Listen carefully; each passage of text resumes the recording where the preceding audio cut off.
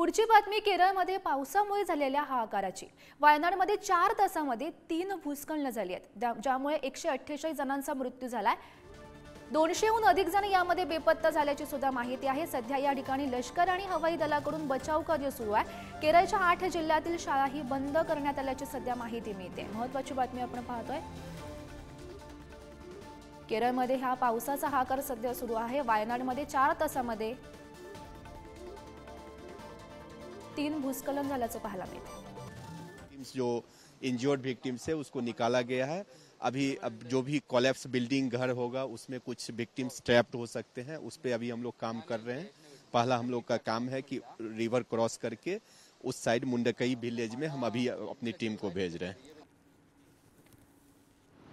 तर आपण पाहू शकतो हवाई दलाकडून लष्कर दलाकडून या ठिकाणी बचाव कार्य सुरू झाल्याचं पाहायला मिळते। यामध्ये जवळपास 148 जणांचा सध्या मृत्यू झालेला आहे। अजूनही 200हून अधिक जण यामध्ये बेपत्ता दिसतात। आपण ही बचाव कार्य सुरू आहे त्याची दृश्य पाहू शकतो। मोठ्या शर्तीने या ठिकाणी हवाई दल आणि लष्कर दलाकडून बचाव कार्य सुरू आहे। तर या संदर्भात अधिकची माहिती देत आहेत आमचे प्रतिनिधी शिवाजी काळे सध्या आपल्या सोबत आहेत। शिवाजी, आपण पाहतोय की वायनाडमध्ये हा सध्या हाहाकार पाहायला मिळतोय। बचाव कार्य सध्या कशा प्रकारे सुरू आहे त्या ठिकाणी? रात्री बचाव कार्य धीम्या सुरू होतं। मोठ्या प्रमाणात पाऊस कोसळतोय, त्यामुळे बचाव कार्यावरती मोठा परिणाम आपल्याला पाहायला मिळतोय। आतापर्यंत 148 जणांचा मृत्यू झाल्याची माहिती अधिकृत अधिकाऱ्यांनी दिलेली आहे आणि त्यानंतर विचार केला तर 250हून अधिक लोकांना वाचवण्यात आले आहे आणि साधारण 180 ते 170 लोक अजूनही त्यामध्ये अडकल्याची शक्यता व्यक्त केली जात आहे आणि साधारण 150हून अधिक लोकांवरती उपचार सुरू असल्याची माहिती सध्या पाहायला मिळते।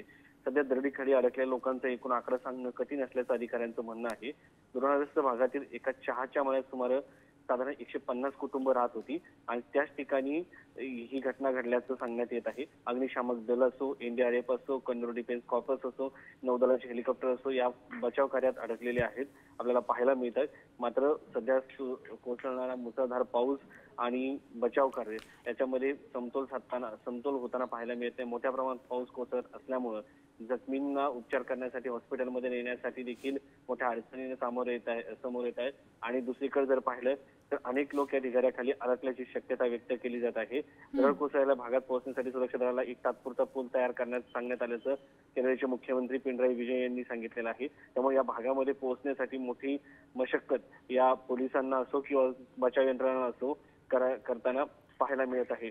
त्यानंतर आपण जर पाहिलं तर नक्की शिवाजी, या सर्व घडामोडींवर असंच लक्ष ठेवून राहा। तुर्तास धन्यवाद दिलेल्या या सविस्तर माहितीसाठी।